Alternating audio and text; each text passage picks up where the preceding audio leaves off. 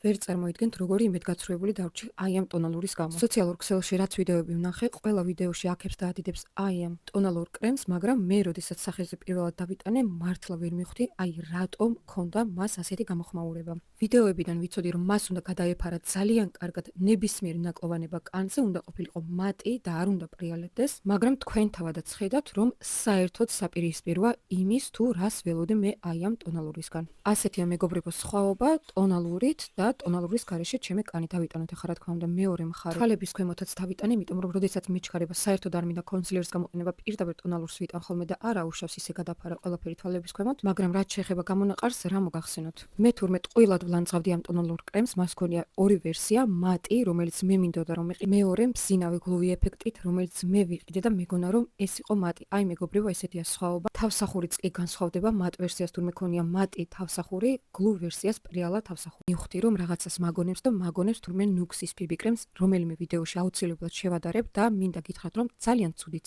არ არის. პირიქით, ვისაც ჩემნაირი პრობლემები არ აქვს და გაქვთ მშრალი კანი იქნება იდეალური, უბრალოდ მე ამერია და სხვა რამეს ველოდებოდი.